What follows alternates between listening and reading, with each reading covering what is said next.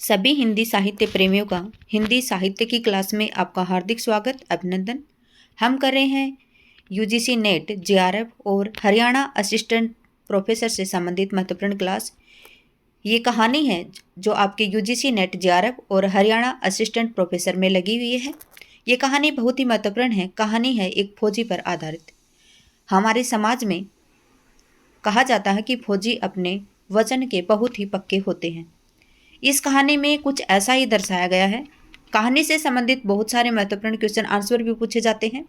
आज हम पहले पढ़ते हैं कहानीकार के बारे में, फिर कहानी की समीक्षा, फिर कहानी को पढ़ेंगे पूरी डिटेल से। फौजी है इसमें लहना सिंह, जो अपने वचन पर अपने प्राण भी न्यौछावर कर देता है।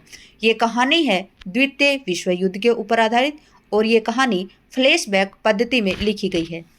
पहले हम शुरुआत करें उससे पहले मैं बता दूं आपको, चंद्रधर शर्मा गुलेरी हैं। इनसे संबंधित जो 3 कहानियां आपकी सुख में जीवन, बुद्धू का कांटा और उसने कहा था, ये कर्म लगाओ में काफ़ी बार पूछे गए हैं।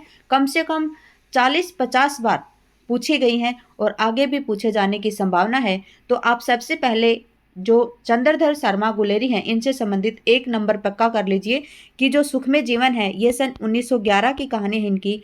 बुद्धू का कांटा है ये 1914 की कहानी है और जो उसने कहा था ये सन 1915 की कहानी है, जो आपकी सरस्वती पत्रिका में संपादित की गई थी। पढ़ लेते हैं हम चंद्रधर शर्मा गुलेरी के बारे में थोड़ा सा। चंद्रधर शर्मा गुलेरी प्रेमचंद पूर्व युग के विशिष्ट कहानीकार हैं। कहानीकार को साहित्य को एक सशक्त और सफल विधा के रूप में प्रतिष्ठित करने में उनका आधारभूत योगदान रहा है। गुलेरी जी ने कुछ कहानियां लिखी हैं जिनमें प्रमुख कहानी है सुख में जीवन 1911 है, बुद्धू का कांटा 1914 है, उसने कहा था सन 1915। तीनों जो कहानियां हैं इनका रचना काल या प्रकाशन वर्ष आप याद रखेंगे। उसने कहा था प्रेमचंद पूर्व हिंदी कहानी की चरम उपलब्धि रही है। चंद्रधर शर्मा गुलेरी ने उसने कहा था कहानी की रचना कर न केवल हिंदी कहानी अपितु विश्व कथा साहित्य को समृद्ध किया है। वास्तविकता यह है कि उनकी प्रसिद्धि भी उसने कहा था कहानी से ही हुई है। उनकी प्रसिद्धि अगर आपसे पूछा जाए कि जो चंद्रधर शर्मा गुलेरी हैं इनकी प्रसिद्धि का कारण कौन सी कहानी रही है इनकी, तो उसने कहा था। कहानी के पात्र हैं, प्रमुख पात्र है इसका लहना सिंह। लहना सिंह हिंदी का प्रमुख पात्र है जो एक सेना का वीर सिपाही है, साथ ही वचनबद्ध व्यक्ति भी है। क्या है वो? एक वीर सिपाही है और वचनबद्ध है, वो वचन से बंधा हुआ है। अपनी वचनबद्धता का प्रमाण वह अपने प्राणों को त्याग कर देता है। देखिए, जब ये द्वितीय विश्व युद्ध होता है इसमें वो इस प्रकार के वचन से बंध जाता है। अगर आप पूरी कहानी पढ़ेंगे तो आपको पता चलेगा कि ये किस प्रकार से वचनों से बंधा हुआ है। बहुत अच्छी कहानी है, एक बार सुनने के से आपको शायद ना ही समझ में आए क्योंकि ये फ्लैशबैक पद्धति की कहानी है। मैं साथ ही साथ आपको समझाते हुए चलूंगी क्योंकि इससे संबंधित महत्वपूर्ण क्वेश्चन अगर आप ये सोचें कि नहीं आते हैं तो देखिए, हर एग्जाम में चंद्रधर शर्मा गुलेरी से किसी भी प्रकार से क्वेश्चन पूछा जाए, चाहे इनके पात्र से संबंधित, चाहे इनकी कहानियों से संबंधित, चाहे इनकी जो कहानी के अंदर से ये कथन किसने किससे कहा था, कैसे भी प्रकार से क्वेश्चन पूछा जाता है। तो देखिए, सूबेदारनी है कहानी की नायिका, वह लहना सिंह की बचपन की प्रेसी और सूबेदार वजीरा सिंह की पत्नी है। यहाँ पे चलता है प्रेम वाला कटाक्ष और प्रेम के चक्कर में ही ये लहना सिंह हैं, ये वचनबद्ध हो जाते हैं और अपने प्राण भी त्याग देते हैं। क्योंकि जो सूबेदारनी है वो नायिका है इस कहानी की और लहना सिंह है इसके बचपन की ये प्रेसी है, और सूबेदार वजीरा हैं वो वर्तमान में कौन है? सूबेदारनी है उसके पति हैं। वजीरा सिंह सूबेदार और सूबेदारनी का जो सूबेदार हैं और जो वजीरा सिंह सूबेदार हैं जो सूबेदारनी के क्या हैं? पति हैं। वजीरा सिंह कौन है? सूबेदार हैं और वो किसके हैं? सूबेदारनी के पति। और ये सूबेदारनी कौन है? लहना सिंह की प्रेसी है। ओके। बोधा सिंह कौन है? तो सूबेदार और जो सूबेदारनी और जो सूबेदार वजीरा सिंह है उनका बेटा है। ठीक है। बोधा सिंह कौन है? सूबेदारनी और सूबेदार का बेटा है। कीरत सिंह कौन है? लहना सिंह का मित्र। देखिए, इसमें 5 प्रमुख पात्र हैं महत्वपूर्ण, मैं आपको समझा देती हूँ। लहना सिंह है, ये एक पात्र है जो वीर सिपाही है। सूबेदारनी कौन है? सूबेदारनी है ये लहना सिंह की बचपन की मित्र है, ठीक है, बचपन की मित्र है। और जो वजीरा सिंह है इस कहानी के जो इनके लहना सिंह के ऊपर इनके जो अधिकारी हैं वो है वजीरा सिंह, जो सूबेदार हैं, ठीक है। और उन वजीरा सिंह की पत्नी कौन है? लहना सिंह की जो प्रेयसी है वो इनके सूबेदार जो इनके ऊपर के अधिकारी हैं उनकी पत्नी है, ओके। फिर है वजीरा सिंह कौन है? सूबेदार हैं जो सूबेदारनी के क्या पति हैं, ओके। और बोदा सिंह कौन है? सूबेदार और सूबेदारनी जो सूबेदार वजीरा हैं उनके पुत्र हैं। और कीरत सिंह कौन है? ये लहना सिंह के मित्र हैं। इन पांचों के ऊपर आधारित है ये कहानी। पहले देख लेते हैं इसकी हम समीक्षा। उसने कहा था कहानी की समीक्षा। उसने कहा था कहानी के आरंभ में अमृतसर के चौक की एक दुकान पर 12 वर्ष का एक लड़का और 8 वर्ष की लड़की अकस्मात मिलते हैं। ये मिलने वाले कौन है? लहना सिंह और सूबेदारनी। ये 12 वर्ष का लड़का कौन है? लहना सिंह। और ये 8 वर्ष की लड़की कौन है? ये सूबेदारनी है, ओके। दोनों एक दूसरे से परिचित होने के बाद लड़का कौन है? लहना सिंह। और लड़की से रोज पूछता है कि क्या तेरी सगाई हो गई है, मतलब क्या तेरी शादी हो गई। यहाँ पे एक शब्द आता है, क्या तेरी कुड़माई हो गई है। इसमें यह पूछा जाता है किसके द्वारा? लहना सिंह के द्वारा। वह रोज धत कहकर दौड़ जाती है। 8 साल की बच्ची है, उसको क्या पता चलेगा, वो बोलती है धत तेरी की, ऐसे बोल के वो भाग जाती है वहां से। उसके एक पक्षीय प्रेम को दर्शाने के बाद कहानी 25 साल के बाद शुरू होती है। क्योंकि एक पक्षीय प्रेम कैसे? जैसे जो 12 वर्ष का जो लहना सिंह था वो उससे सूबेदारनी से, मतलब वो छोटी बच्ची थी 8 साल की, वो उससे प्रेम करने लगा था, ओके। इससे कहानी और अधिक रोचक बन जाती है। और फिर वो उनका जो इतने सालों से दबा हुआ प्यार है वो कब निकल के आता है? जब विश्व युद्ध होता है तो 25 साल बाद में ही वो सामने आता है। वह लड़का लहना सिंह अपनी एक पक्षीय प्रेयसी के पति और पुत्र के प्राण बचाने के लिए अपने प्राण देता है। फिर वो आगे पढ़ेंगे हम कहानी। इस कथानक को मर्म स्पर्शी ढंग से लिखकर लेखक ने पाठकों के दिल में स्थायी स्थान कर लिया है। आगे उसने कहा था प्रेम, शौर्य और बलिदान की अद्भुत प्रेम कथा है। प्रेम विश्व युद्ध के समय में लिखी गई यह प्रेम कथा कई मायनों में अप्रतिम है।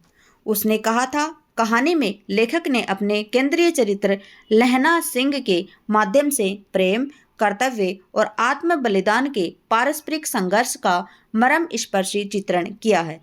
इस कहानी में लहना सिंह ने अपने बचपन की प्रेमिका सूबेदारनी के कहने पर उसके पति वजीरा सिंह की रक्षा करते हुए युद्ध भूमि में अपने प्राणों को वो बलिदान कर देता है। बालपन की यह प्रीति इतना अगाध विश्वास लिए हुए है कि 25 वर्षों के अंतराल के पश्चात भी प्रेमिका को यह विश्वास है कि यदि अपने उस प्रेमी से जिसने बचपन में कई बार अपने प्राणों के संकट में डालकर उसकी जान बचाई थी, यदि आंचल पसार कर अगर कुछ मांगेगी तो अवश्य ही मिलेगा। दूसरी ओर प्रेमिका उसने कहा था का मान प्रतिष्ठा रखने के लिए प्राण न्यौछावर पर वचन निभाना उसके अद्भुत बलिदान और प्रेम पर सर्वस्व अर्पित करने की एक बेमिसाल कहानी है। उसने कहा था का कथा विन्यास अत्यंत विराट फलक पर किया है। क्यों? क्योंकि उसने कहा था लास्ट में मरते वक्त भी लहना सिंह का था, उसने कहा था, क्या कहा था? सूबेदारनी ने कहा था उसे कि तुम जब अब जो इस युद्ध में जा रहे हो तो मेरे पति और मेरे मतलब पुत्र की रक्षा करना। तो उसने कहा था, किसने कहा था? सूबेदारनी ने कहा था लहना सिंह को। उसी के कहने के ऊपर अपनी जान की परवाह किए बगैर वो सूबेदार और उसके बेटे बोदा सिंह को बचाता है और अपने खुद के प्राण वो त्याग देता है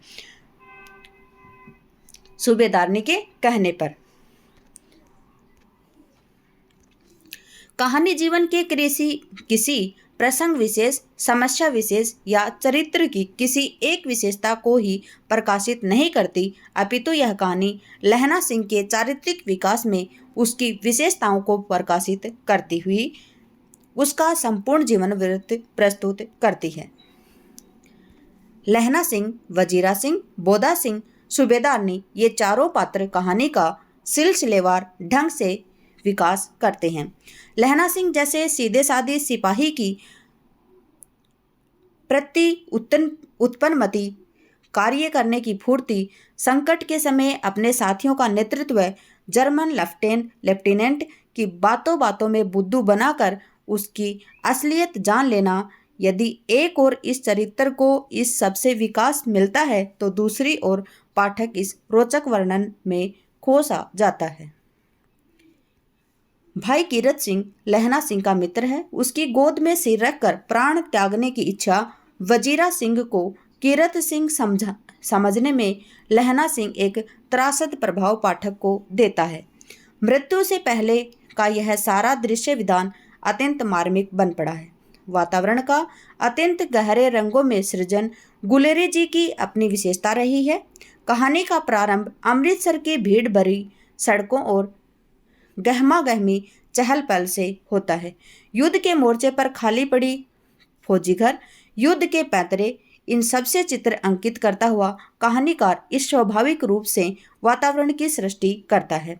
वह अपनी चेतना संवेदना का भी अंग बन जाता है। ये कहानी एक नाटक के रूप में भी प्रस्तुत की जा सकती है, एक युद्ध का दृश्य करके, और किस प्रकार से प्राण त्यागते हैं और किस प्रकार से वो भीख मांगती है अपने पति की रक्षा के लिए। तो इस कहानी को नाटक के रूप में आप मंचन भी कर सकते हैं। कहानी पंजाब की गली और बाजार से शुरू होती है, इसलिए कहानी में पंजाबी शब्द अधिक मिलते हैं। कान पकना, राह खोना, अंधे की उपाधि पाना, मत्था टेकना आदि मुहावरों का प्रयोग भी किया गया है। रोजमर्रा की बोलचाल के शब्दों, वाक्यांशों और वाक्यों तथा लोकगीत की कड़ियों का प्रयोग भी कहानी में एक नया रूप देता है, जिससे आगे की कहानी, भाषा और शैली का मार्ग भी प्रशस्त होता है। अंततः कहा जाता है कि उसने कहा था, कहानी का हिंदी कहानी के इतिहास में विशिष्ट स्थान रहा है। उसने कहा था, हिंदी एवं भारतीय भाषाओं में ही नहीं अपितु विश्व कहानी साहित्य की भी अमूल्य धरोहर है। अब देखते हैं हम कहानी उसने कहा था, चंद्रधर शर्मा गुलेरी। देखिए, यहाँ से कहानी शुरू होती है। ये प्रथम विश्व युद्ध पर आधारित है कहानी। बड़े बड़े शहरों में इक्के गाड़ी वालों की जवान के घोड़ों से जिनकी पीठ छिल जाती है और कान भी पक जाते हैं, उनसे हमारी प्रार्थना है कि अमृतसर के बम्बू कार्ट वालों की बोली का मरहम लगाएं। जब बड़े बड़े शहरों की चौड़ी सड़कों पर घोड़े की पीठ पर चाबुक से धुनते हुए इक्के वाले कभी घोड़े की नानी से अपना निकट संबंध स्थिर करते हैं, कभी राह चलते पैदलों की आंखों के न होने पर तरस खाते हैं। ऐसे बोलते हैं कि क्या तुम्हें दिखाई नहीं देता, पीछे से घोड़े गाड़ी आ रही है। कभी उनके पैरों की अंगुलियों के पोरे को चीख कर अपने ही को सताया हुआ बताते हैं, और संसार भर की ग्लानि, निराशा और क्षोभ के अवतार बने नाक की सीध चले चलो। तब अमृतसर में उनकी बिरादरी वाले तंग चक्करदार गलियों में हर एक लट्ठी वाले के लिए ठहर कर सब्र का समुद्र उमड़ा कर, बचो खालसा जी, हटो भाई जी, ठहरना भाई जी, आने दो लाला जी, हटो बाछा, कहते हुए सफ़ेद पेंटों, खैंचरों और बतखों, गन्ने व खोमचे और भारे वालों के जंगल में से राह खेते हैं। ये जिक्र है यहाँ पे घोड़े गाड़ी वालों के। वो चलते हुए कभी किसी को गालियाँ निकाल रहे हैं, कभी कोई सामने से आता दिखाई दे रहा तो उसको बोलने की, क्या तुम्हें दिखाई नहीं देता, गाड़ी आ रही है, जरा हट के चलो, जरा नाक की सीधे चलो। मतलब गाड़ी चलाने वाला जो पीछे से हाँकने वाला होता है वो कुछ ना कुछ बोलता ही रहता है। इसी का वर्णन है इसमें। आगे पढ़ते हम। जो काम की बात है वो इनसे आपसे क्वेश्चन नहीं पूछे जाएंगे। क्या मजाल है कि जी और साहब बिना सुने किसी को हटना पड़े। यह बात नहीं कि उनकी जीभ चलती नहीं, पर मीठी छुरी की तरह महीन मार करती हुई। यदि कोई बुढ़िया बार बार चुनौती देने पर भी लीक से नहीं हटती तो उनकी बचनावली के ये नमूने हैं। हट जा जीणे जोगिया, हट जा कर्मा वालिए, हट जा पूता प्यारिया, बच जा लंबी वालिए। देखिए ये उनको हटाने की बात है कि वो गाड़ी वाले इक्के वाले जा रहे हैं तो रास्ते पर जो कोई बुढ़िया आ जाती है, कोई बच्चा आ जाता है तो उसको हटाते हैं वो। इस प्रकार की भाषा यहाँ पे यानी पंजाब क्षेत्र की है ये, तो वो यूज की गई यहाँ पे। समष्टि में इनके अर्थ हैं कि तू जीने योग्य है, तू भाग्य वाली है, पुत्रों को प्यारी है, लंबी उम्र तेरे सामने है, तू क्यों मेरे पहिए के नीचे आना चाहती है, बच जा। ऐसे बम्बू कार्ट वालों के बीच में होकर एक लड़का और एक लड़की यानी वहीं आ गए हैं कौन, लहना सिंह और सूबेदारनी। चौक की एक दुकान पर आ मिले। उन उसके बालों और इसके ढीले सूथने से जान पड़ता है कि दोनों क्या हैं, सिख हैं। दोनों जाति से क्या हैं, सिख हैं। वह अपने मामा के केस धोने के लिए दही लेने आया था कौन, लड़का, और एक रसोई के लिए बढ़िया। दुकानदार एक परदेसी से गूंथ रहा था जो शेर भर गीले पापड़ों की गट्ठी को गिने बिना हटता न था। दुकानदार है वो अपने क्रियाक्रम में, अपने कार्यक्रम में लगा हुआ था, तब वो इनको मतलब जो सूबेदारनी है और लहना सिंह है इनको बातें करने का मौका मिल गया। लड़का पूछ रहा है तेरा घर कहाँ है, मंगेर में, और तेरे, मांझे में। यहाँ कहाँ रहती है, लड़का कह रहा है मांझे में। देखिए लड़का पूछ रहा क्या, तेरा घर कहाँ है, लड़की बोले है मगरे में। फिर लड़की वापस बोल रही है कि और तेरे, तो लड़का बोला मांझे में। लड़का कौन है, लहना सिंह, और लड़की कौन है, सूबेदारनी। यहाँ कहीं कहाँ रहती है, अंतर सिंह की बैठक में, मेरे मामा होते हैं ना, यानी अंतर सिंह की बैठक में रहती हूँ मैं, और वो क्या है, मेरे मामा है। ओके, फिर लड़का क्या बोल रहा है,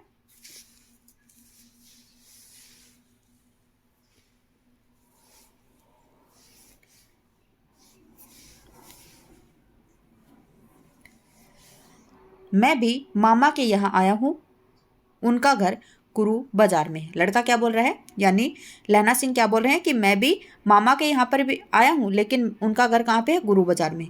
इतने में दुकानदार निपटा और इनका सौदा देने लगा। सौदा लेकर दोनों साथ साथ चले। कुछ दूर जाकर लड़के ने मुस्कुराकर पूछा तेरी कुड़माई हो गई, यानी शादी की बात आ गई यहाँ पे। कुड़माई मतलब क्या होता है, सगाई की बात। बोल रहा है कि तेरी कुड़माई हो गई, लड़का पूछ रहा आगे से। इस पर लड़की कुछ आंखें चढ़ाकर धत कहकर दौड़ पड़ी और लड़का उसका मुंह देखता रह गया। यहाँ से शुरू होती है इनकी प्यार भरी छोटी छोटी अटकलियां। दूसरे तीसरे दिन सब्जी वाले के यहाँ, दूध वाले के यहाँ अकस्मात दोनों मिल जाते थे। महीना भर यही हाल रहा। दो तीन बार लड़के ने फिर पूछा तेरी कुड़माई हो गई, और उत्तर में धत मिला। एक दिन जब फिर लड़के ने वैसे ही हंसी में चिढ़ाने के लिए पूछा तो लड़के की संभावना के विरुद्ध बोली, हाँ हो गई। लड़का बोला कब, कल, देखते नहीं यह रेशम का कटा हुआ सालू। अब क्या था, इतना कह के लड़की तो भाग गई। लड़के ने घर गिरा ली और रास्ते में एक लड़के को उसने मोरी में ढकेल दिया, क्योंकि उसको तो धक्का लग गया, क्योंकि वो तो एक तरफा प्यार करता था उससे। अगर प्यार में ऐसा कुछ होता है तो अपने आप ही अचानक उसमें एक्टिविटी आ जाती है। तो देखिए यहाँ पे उसने क्या किया कि रास्ते में एक लड़के को मोरी में ढकेल दिया, एक छाबड़ी वाले की दिन भर की कमाई खोई, एक कुत्ते को पत्थर मारा और गोभी वाले के ठेले में दूध उड़ेल दिया। सामने नहाकर आती हुई किसी वैष्णवी से टकरा गया और वैष्णवी ने उसे अंधे की उपाधि दी, तब कहीं जाकर घर पहुंचा। ये हुई किसकी, लहना सिंह की हालत जब ये सुना कि सूबेदारनी की कुड़माई हो गई है। अगला है भाग 2। यहाँ पे वो बातें खत्म हो गई, अब आएगी 25 साल की बातें। ये है फ्लैशबैक पद्धति का मतलब कि ये फ्लैशबैक में लिखी गई कहानी है। राम राम, यह भी कोई लड़ाई है, दिन रात खंदकों में बैठे हड्डियां अकड़ गई हैं। ये है प्रथम विश्व युद्ध की बातें। लुधियाना से 10 गुना जाड़ा और मेह और बर्फ ऊपर से पिंडियों तक कीचड़ धसे हुए हैं, जमीन कहीं दिखती नहीं। 2 घंटे में कान के पर्दे फाड़ने वाले धमाके के साथ सारी खंदक हिल जाती है और 100 गज धरती उछल पड़ती है। ये है युद्ध का माहौल। देखिए किस प्रकार से लड़ाई होती है।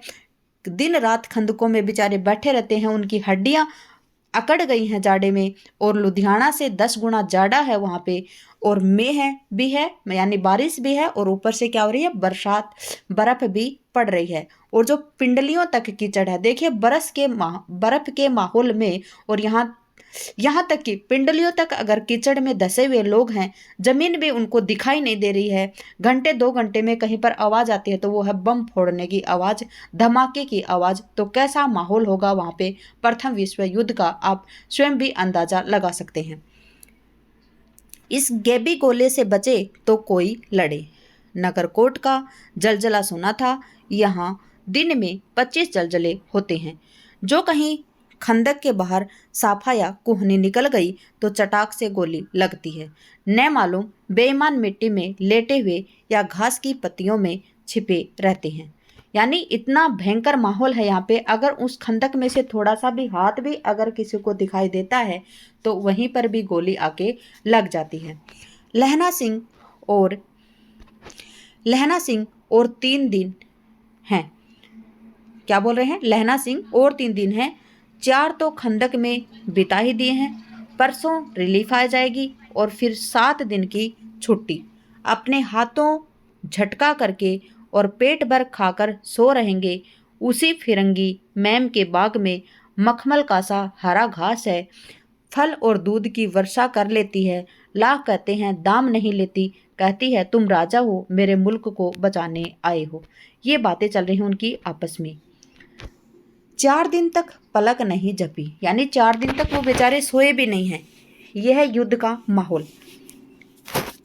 बिना फेरे घोड़ा बिगड़ता है और बिना लड़े सिपाही। यानी अगर घोड़े को फेरते नहीं रहेंगे तो घोड़ा क्या होता है, बिगड़ जाता है। और अगर समय समय पर सिपाही, हमारे देश का फौजी लड़ता नहीं रहेगा तो वो फौजी भी क्या होता है, बिगड़ जाता है। मुझे तो संगीन चढ़ाकर मार्च का हुक्म मिल गया। फिर 7 जर्मनों को अकेला मार कर न लौटूं तो मुझे दरबार साहब की देहली पर मत्था टेकना नसीब न हो। यानी कि वो बोल रहे हैं कि मुझे तो संगीन चढ़ाकर अगर मार्च का हुक्म मिल जाए ना तो मैं अभी 7 जर्मनों को अकेला मारकर लौटूं, और अगर नहीं लौटा तो दरबार साहब की देहली जो है उसमें मत्था टेकना भी नसीब न हो। पाजी कहीं के, मतलब पगले कहीं के, कलों के घोड़े संगीन देखते ही मुंह फाड़ देते हैं और पैर पकड़ने लगते हैं। यो अंधेरे में 30-30 मन का गोला फेंकते हैं।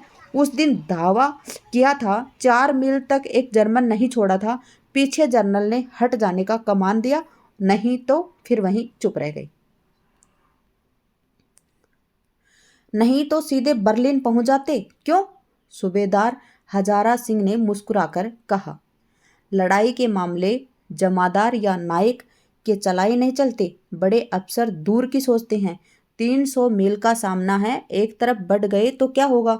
यानी वहां पे जिक्र कर रहे हैं वो बड़े अफसर की, क्या कि वो हमें हुक्म नहीं दे रहे हैं। लेकिन सिपाही और अफसर में यही फर्क होता है। सिपाही सोचता है कि मैं एकदम से इसको मार दूं, अभी इसको खत्म कर दूं, ये कर दूं। लेकिन जो ऑपरेशन को चला के रखता है, ऑपरेशन को जो आपका हेड होता है, जो ऑपरेशन को चलाता है, उसको पता है कि किस वक्त क्या करना चाहिए, किस वक्त अटैक करना है, किस वक्त तक हमें छुपे रहना है। तो इस प्रकार से इस कहानी में बताया गया है कि किस प्रकार से वहां पे छुपा रहा गया था। सूबेदार जी सच है, लहना सिंह बोला। लहना सिंह किसको बोल रहे हैं? सूबेदारनी का जो हैजबैंड था सूबेदार, उसको बोल रहे हैं। सूबेदार जी सच है, लहना सिंह बोला। पर करे क्या? हड्डियों हड्डियों में तो जाड़ा धस गया है।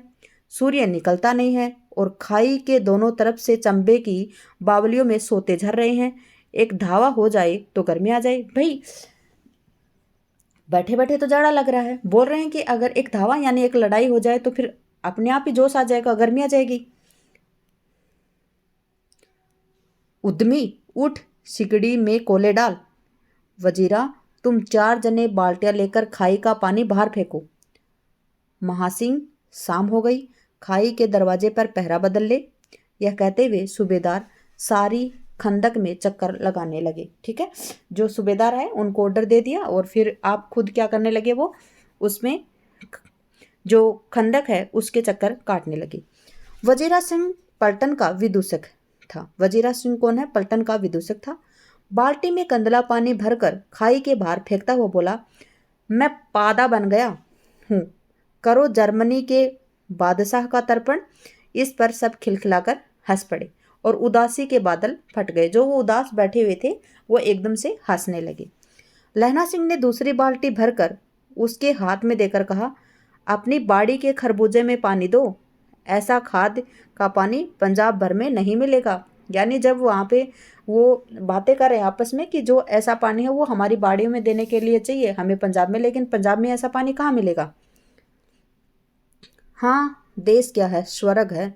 मैं तो लड़ाई के बाद सरकार से 10 धूमा जमीन वहाँ यहाँ मांग लूँगा और फलों के बूटे लगाऊंगा। यानी यहाँ पे जब लड़ाई खत्म हो जाएगी तो मैं यहाँ पे अपनी जो सरकार है उससे यहीं के लिए 10 धूमा जमीन मांग लूँगा और यहीं पे अपने क्या लगाऊंगा, फलों के बूटे लगाऊंगा।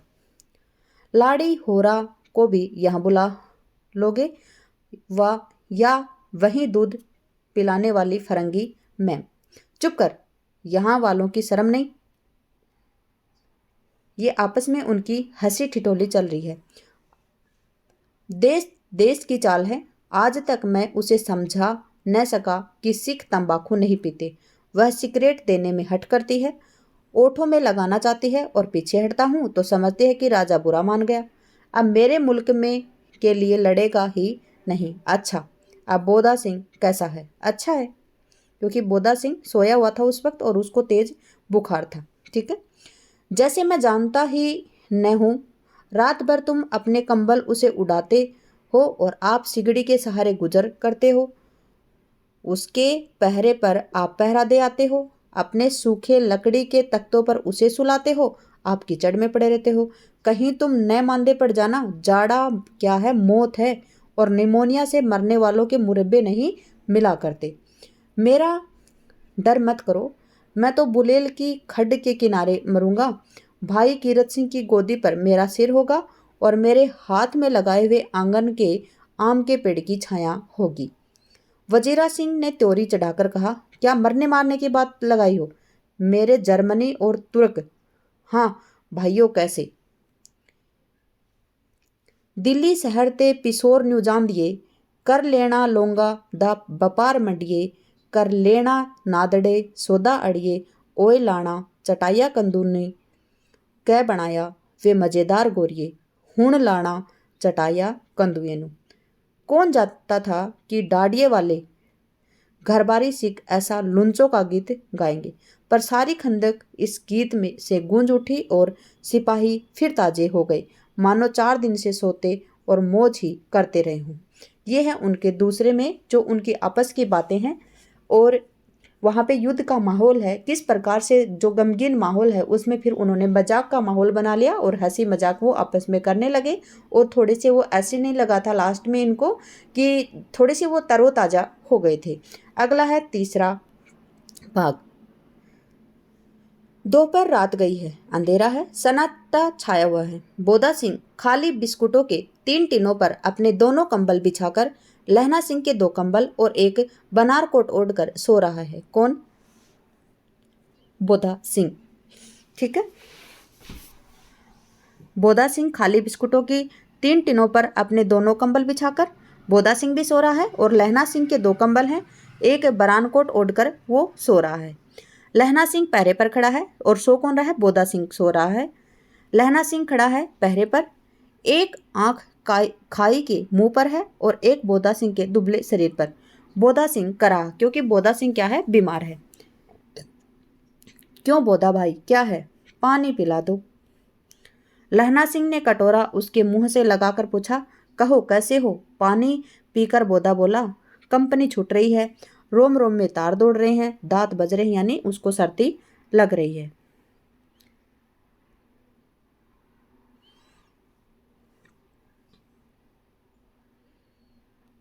देखिए ये दोबारा आ गया ना। अच्छा जी, अब यहाँ से शुरू है। अच्छा, उनको सर्दी लग रही थी बोधा सिंह को, तब लहना सिंह ने कहा, अच्छा मेरी जर्सी पहन लो। और तुम? बोधा सिंह बोल रहे हैं कि और तुम? मेरे पास सिगड़ी है, मुझे गर्मी लगती है, पसीना आ रहा है। ना, मैं नहीं पहनता, 4 दिन से तुम मेरे लिए। हाँ याद आई, मेरे पास दूसरी गर्म जर्सी है, आज सवेरे ही आई है, विलायत से बुन बुन कर भेज रही हैं मैमे, गुरु उनका भला करे। यो कहकर लहना अपना कोट उतार कर जर्सी उतारने लगता है। किसके लिए? बोधा सिंह के लिए। सच कहते हो और नहीं झूठ? यूं कहकर नहीं करते बोधा तो उसने जबरदस्ती जर्सी पहना दी और आप खाकी कोट और जीन का कुर्ता भर पहनकर पहरे पर आकर खड़ा हो गया। मेम की जर्सी की कथा केवल कथा थी, यानी वहाँ पे किसी प्रकार की कोई जर्सी नहीं आई थी, किसी विलायत मैम ने वहाँ पे जर्सी नहीं भेजी थी। जब बोधा सिंह को सर्दी लग रही थी तो लहना सिंह ने अपनी खुद की जर्सी भी निकाल के किसको पहना दी? बोधा सिंह को पहना दी, क्योंकि बोधा सिंह की तबीयत खराब थी, उसको सर्दी लग रही थी और उसको बुखार भी आया हुआ था। आधा घंटा बीता, इतने खाई के मुंह से आवाज आई, सूबेदार हजारा सिंह। कौन? लप्टन साहब। हुकुम हुजूर, कहकर सूबेदार तनकर फौजी सलाम करके सामने हुआ। देखो, इसी समय दावा करना होगा, मील भर की दूरी पर पूरब के कोने में एक जर्मन खाई है, उसमें 50 से जिहाद जर्मन है। इन पेड़ों के नीचे नीचे 2 खेत काट कर रास्ता है, 3-4 घुमाव हैं। यहाँ जहाँ मोड़ है वहाँ 15 जवान खड़े कर आया हूँ। तुम यहाँ 10 आदमी छोड़कर सबको अपने साथ ले जाओ, ले उनसे जा मिलो। खंदक छीन कर वहीं जब तक दूसरा हुक्म न मिले डटे रहो। यह हम यहाँ रहेगा। ये आया है कोई दूसरा? लप्टन साहब। जो हुक्म। चुपचाप सब तैयार हो गया। बोधा भी कंबल उतार कर चलने लगा। तब लहना सिंह ने उसे रोका। लहना सिंह आगे हुआ और बोधा के बाप सूबेदार ने उंगली से बोधा की ओर इशारा किया। लहना सिंह समझकर चुप हो गया। पीछे 10 आदमी कौन रहे, इस पर बड़ी हुज्जत हुई। कोई रहना न चाहता था। साझा बुझाकर सूबेदार ने मार्च किया। लप्टन साहब लहना की सिगड़ी के पास मुंह फेरकर खड़े हो गए और जेब से सिगरेट निकालकर सुलगाने लगे। 10 मिनट बाद उन्होंने लहना की ओर हाथ बढ़ाकर, लो तुम पियो। ये बात है किसकी? जो सूबेदार है वो मार्च करने के लिए गए थे, लेकिन सूबेदार को इन लोगों ने बंदी कर लिया। किसने? जर्मन लोगों ने। और ये लप्टन साहब है, इसने जर्मन लोगों ने इनको बंदी कर लिया और खुद वहां पर आ गए, क्या बनकर? सूबेदार बनकर। और फिर बोले कि तुम यहाँ से चले जाओ, मैं 10 लोगों को, क्योंकि वो जगह वो खाली करवाना चाहते थे वो दुश्मन, तो तुम यहाँ से चले जाओ और मैं वहाँ पे 10 लोगों को छोड़ के आया हूँ, उनसे तुम जा मिलो, जब तक मैं आदेश न दूँ तब तक तुम वहीं रहना। यानी उसका मतलब था कि यहाँ से मैं 10 लोगों को भेज दूंगा, भेजने के बाद में मेरा यहाँ पे खाली हो जाएगा सब कुछ, और मैं यहाँ पे क्या लगा दूंगा? यहाँ पे बम लगा दूंगा और फिर मैं यहाँ से चला जाऊंगा, तो यहाँ इनका सब कुछ तहस नहस हो जाएगा। ये खुद कर रहा है कौन? लप्टन सिंह। लेकिन जब वो सिगरेट पीकर और जब लहना सिंह के सामने वो सिगरेट पेश करता है, तब लहना सिंह को शक हो जाता है कि हमारे सूबेदार साहब तो सिगरेट नहीं पीते हैं, तो ये कौन है? ये बंदा है कौन? इस प्रकार से वो विचार करता है और फिर वो पहचान लेता है और उसी को वो वहां पे दबोच देता है। देखिए आगे पढ़ते हम। आंखें मारते मारते लहना सिंह सब समझ गया। मुंह का भाव छिपाकर बोला, लाओ साहब। हाथ आगे करते ही उसने सिगड़ी के उजाले में साहब का मुंह देखा, बाल देखे, तब उसका माथा ठनका। लप्टन साहब के पट्टियों वाले बाल एक दिन में ही कहाँ उड़ गए और उनकी जगह कैदियों के कटे बाल कहाँ से आ गए? शायद साहब शराब पिए हैं और उन्हें बाल कटवाने का मौका मिल गया है। लहना सिंह ने जांचना चाहा। लप्टन साहब 5 बरस से उनकी रेजिमेंट में था। क्यों साहब, हम लोग हिंदुस्तान कब जाएंगे? लड़ाई खत्म होने पर। क्यों, क्या यह देश पसंद नहीं है? नहीं साहब, शिकार में वे मजे यहाँ कहाँ। याद है पारसाल नकली लड़ाई के पीछे हम आप जगाधरी जिले में शिकार करने गए थे। ये इनसे झूठी बातें हो रही हैं कि मैं इसको समझ जाऊं कि ये बंदा है कौन। हाँ हाँ, वहीं पर जब आप खोते पर सवार थे और आपका खानसामा अब्दुल्ला रास्ते में एक मंदिर में जल चढ़ने को रह गया था। बेशक पाजी कहीं का, सामने से वह नील गाय निकली कि ऐसी बड़ी मैंने कभी न देखी थी, और आपकी एक गोली कंधे में लगी और पुट्ठे में निकली। ऐसे अफसर के साथ शिकार खेलने में मजा है। क्यों साहब, शिमले से तैयार होकर उस नील गाय का सिर आ गया था ना? आपने कहा था कि रेजिमेंट के मेस में लगाएंगे। हाँ, पर मैंने वह विलायत भेज दिया। ऐसे बड़े बड़े सिंह 2-2 फुट के तो होते होंगे। हाँ लहना सिंह, 2 फुट 4 इंच के तुमने सिगरेट नहीं पिया। पीता हूँ साहब, दिया सलाई ले आता हूँ। यानी वो उनसे बातें करते करते बोल रहा है कि लहना सिंह तुमने सिगरेट नहीं पिया, जबकि सिगरेट न लहना सिंह पीता है और न ही उनके सूबेदार साहब पीते थे। पीता हूँ साहब, दिया सलाई ले आऊं, कहकर लहना सिंह खंदक में जा घुसा। अब उसे संदेह नहीं, उसे झटपट निश्चय हो गया था कि उसे क्या करना चाहिए। अंधेरे में किसी सोने वाले से वह टकराया। कौन? वजीरा सिंह? कौन? वजीर सिंह? हाँ, क्यों लहना, क्या कयामत आ गई है? जरा तो आंखें लगने दी होती। यानी कौन? वजीर सिंह। फिर बोलता है, क्या? क्यों लहना, क्या कयामत आई है? जरा तो आंख लगने दी होती, यानी कि थोड़ा तो सोने दिया होता। यह आता है आपका 4 भाग। होश में आओ, कयामत आई है लपटन साहब की वर्दी पहनकर। यानी कि लपटन साहब के बेस में आया कौन? जो हमारा दुश्मन है वो। क्या? लपटन साहब? लपटन साहब या तो मारे गए या कैद हो गए। उनकी वर्दी पहनकर कोई जर्मन आया है। सूबेदार ने इसका मुंह नहीं देखा, मैंने देखा तो बातें ही क्या, बातें भी की। सोहरा सार्फ उर्दू बोलता है, पर किताबी उर्दू, और मुझे पीने के लिए सिगरेट देता है। तो अब मारे गए, धोखा है। सूबेदार हो रहा, कीचड़ में चक्कर काटते फिरेंगे और यहाँ खाई पर धावा होगा। उठो, एक काम करो, पलटन के पैरों के निशान देखते देखते दौड़ जाओ, जो अभी बहुत दूर न गई होगी। यानी उनके कहने के ऊपर उसने 10 लोगों को भेज दिया था। तब उसने किसी व्यक्ति को जगाया कि जाओ तुम, उठो और दौड़ो। अपने मतलब उनके पैरों के निशान देखते देखते जाओ और उनको दौड़ो, उनको वहीं रोको कि इसके कहने पर हमने उनको भेज दिया, और जबकि वो तो जर्मन है। तो फिर वो उसको भगा देता है वहां से कि जाओ उसको पकड़ो, सूबेदार से कहो एकदम लौट आओ, और सूबेदार से जाकर ये कहो कि वो तुरंत लौट आए। और खंदक की बात झूठी है, यानी खंदक की बात जो इसने बताई हमें आकर वो झूठी है। चले जाओ, खंदक के पीछे निकल जाओ, पत्ता तक न खड़के, देर मत करो। यानी जल्दी करो, उठो और देर मत लगाओ, जितना हो सके उतना जल्दी करके उनको वापस लेकर आओ। हुक्म तो यह है कि यही तेरी, ऐसी तेरी हुक्म की। मेरा हुक्म, जमादार लहना जो इस वक्त यहाँ सबका बड़ा अफसर है, उसका हुक्म है कि मैं लपटन साहब की खबर लेता हूँ, कि मैं इस लपटन साहब की खबर लेता हूँ और तुम यहाँ से जाओ जल्दी से, अपनी जो फौज, जो अपनी सेना गई उसको वापस से लेकर आओ। पर यहाँ तो तुम 8 हो। वो बोल रहा कि यहाँ तो तुम 8 हो। 8 नहीं, 10 लाख, एक एक अकालिया सिख 1.25 लाख के बराबर होता है। तुम चले जाओ। यानी जो सोया हुआ वजीर सिंह था वो, उसको चिंता होने लगी कि तुम तो यहाँ पे 8 हो, लेकिन लहना सिंह बोलता कि तुम यहाँ से जाओ, जल्दी उनको लेकर आओ, और मैं यहाँ पे जो हमारा एक एक अकालिया सिख होता है वो 1.25 लाख के बराबर होता है। तुम चले जाओ, हम 8 ही यहाँ पे क्या है, काफ़ी हैं। लौट कर खाई के मुहाने पर लहना सिंह दीवार से चिपक गया। उसने देखा कि जो लपटन साहब ने जेब से बेल के बराबर 3 गोले निकाले, क्योंकि वो तो वहां पे गोले लगाने के लिए आया था, यानी बम लगाने के लिए आया था। तीनों को जगह जगह खंदक की दीवारों में घुसेड़ दिया और तीनों में एक तार सा बांध दिया। तार के आगे सूत की एक गुत्थी थी, जिसे सिगड़ी के पास रखा। बाहर की तरफ जाकर एक दिया सलाई जलाकर गुत्थी पर रखने वाला था कि इतने में कौन आ गया? लहना सिंह आ गए। बिजली की तरह दोनों हाथों से उल्टी बंदूक उठाकर लहना सिंह ने साहब की कोहनी पर तान कर दे मारा। धमाके के साथ साहब के हाथ से दिया सलाई गिर गई। लहना सिंह ने एक कुंदा साहब की गर्दन पर मारा और साहब आंख मीन कोट कहते हुए चित हो गया।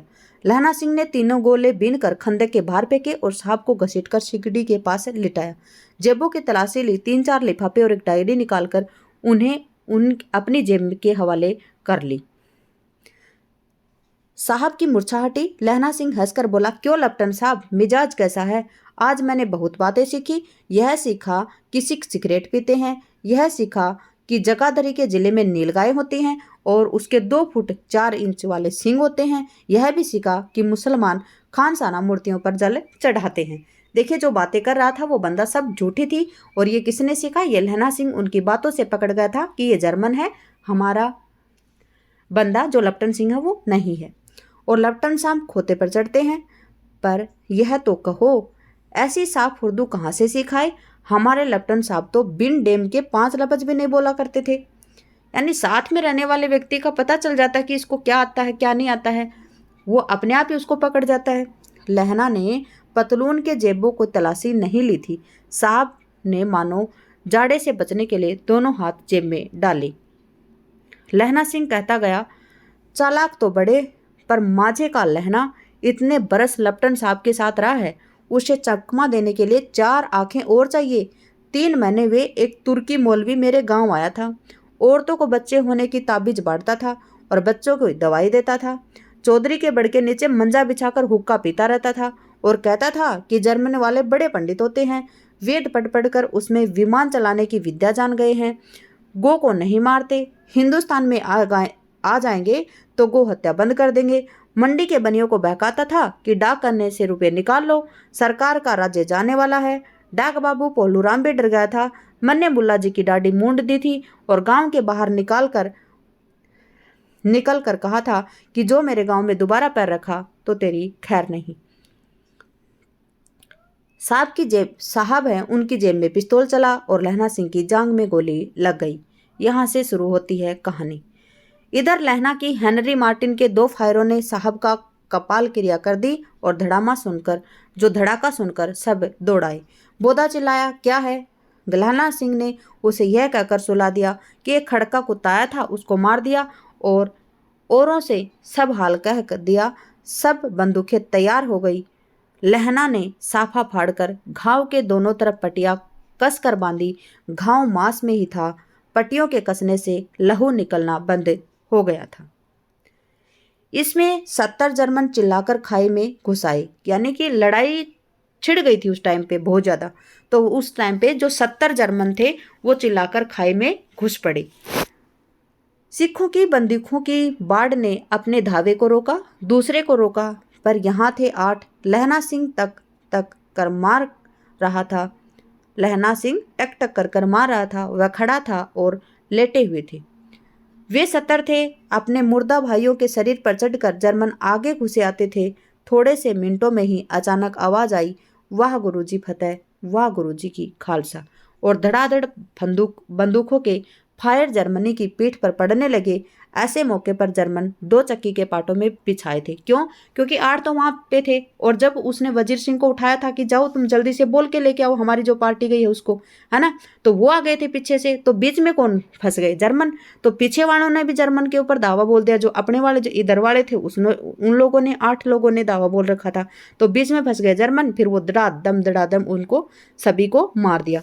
पीछे से सूबेदार हजारा सिंह के जवान आग बरसाते हैं और सामने से लहना सिंह, क्योंकि पीछे से कौन आ गए थे? वजीरा सिंह आ गए थे और उसके साथी आ गए थे, और आगे से लहना सिंह और उसके साथी संगीन चल रहे थे।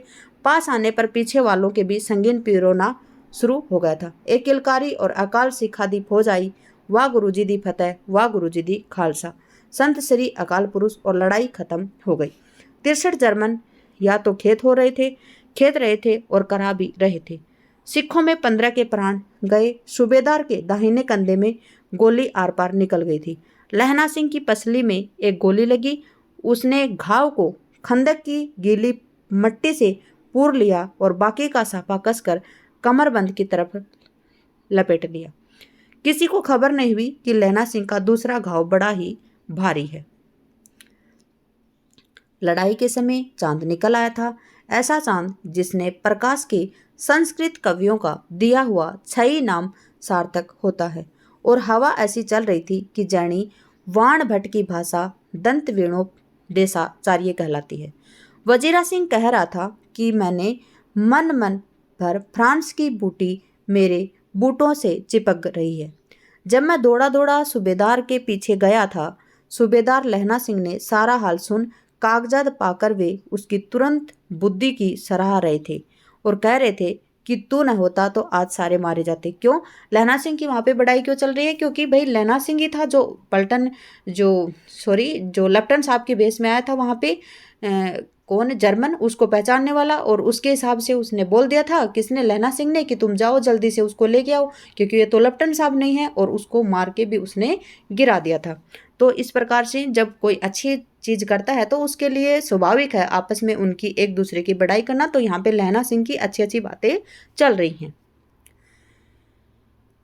इस लड़ाई की आवाज़ 3 मील दाहिनी ओर खाई वालों ने सुन ली थी। उन्होंने पीछे टेलीफोन कर दिया और वहां से झटपट 2 डॉक्टर और 2 बीमार ढोने वाली गाड़ियां चली आई, जो कोई 1.5 घंटे के अंदर आ पहुंची। फील्ड अस्पताल नज़दीक था। सुबह होते होते वहां पहुंच जाएंगे, इसलिए मामूली पट्टी बांधकर एक गाड़ी में घायल लिटाए गए और दूसरी में लाशें रखी गई। सूबेदार ने लहना सिंह की जांघ पर पट्टी बंधवानी चाहिए, पर उसने यह कहकर टाल दिया कि थोड़ा घाव है, सवेरे देखा जाएगा। लेकिन घाव क्या था, लहना सिंह के बहुत बड़ा था। बोदा सिंह जवर से बर्रा रहा था, क्योंकि बोदा सिंह किसका बेटा था, सूबेदार और सूबेदारनी का। वह गाड़ी में लिटाया गया। लहना को छोड़कर सूबेदार जाते नहीं थे, क्योंकि सूबेदार ने मना कर दिया था कि मैं नहीं जाऊंगा लहना को छोड़कर। लेकिन लहना ने कहा कि तुम्हें बोदा की कसम है और सूबेदारनी जी की भी सौगंध है कि तुम इस गाड़ी में चले जाओ, क्योंकि बोदा बीमार था और उसको सही सलामत पहुंचाना था किसको, सूबेदारनी के पास। किसको, सूबेदार को, क्योंकि उसने सूबेदारनी है उससे वादा किया था कि उसके पति की और बोधा की वो रक्षा करेगा, तो उसने बोधा की और सूबेदार की रक्षा की थी।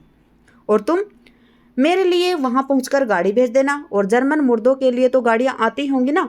मेरा हाल बुरा नहीं है, देखते नहीं मैं खड़ा हूं, वजीरा सिंह मेरे पास है, ठीक है। अच्छा, पर बोधा गाड़ी पर लेट गया। भला आप भी चढ़ जाओ। सुनिए तो, सूबेदारनी होरा को चिट्ठी लिखो तो मेरा मत्था टेकना लिख देना, और जब घर जाओ तो कह देना कि मुझसे जो उसने कहा था मैंने वो कर दिया, ठीक है। यहाँ पे आती है वो बातें। गाड़ियां चल पड़ी थी। सूबेदार ने चढ़ते चढ़ते लहना का हाथ पकड़कर कहा, तेरे मैंने और बोधा के प्राण बचाए, लिखना कैसा, साथ ही घर चलेंगे। अपनी सूबेदारनी को तू कह देना उसने क्या कहा था। यानी जो सूबेदार है वो चढ़ते चढ़ते लहना का हाथ पकड़ लेता और कहता है कि तेरे और मेरे बोधा के प्राण, तूने मेरे और बोधा के प्राण बचाए हैं, ये लिखूंगा कैसे। हम सभी साथ में घर चलेंगे और सूबेदारनी को तू खुद लिख कह देना कि उसने तुम्हें क्या कहा था। पर आप गाड़ी पर चढ़ जाओ, मैंने जो कहा वह लिख देना और कह भी देना। ये कौन करा, लहना सिंह करा। गाड़ी के जाते ही लहना सिंह लेट गया, क्योंकि लहना सिंह को पता था कि वो अभी मरने वाला है। वजीरा पानी पिला दे और मेरा कमरबंद खोल दे। तर हो गया, क्योंकि उससे पता था कि उसका खून बहुत ज़्यादा निकल गया है और भी निकलने वाला है। उनके जाते ही वो बोलता है कि वजीरा पानी पिला दे।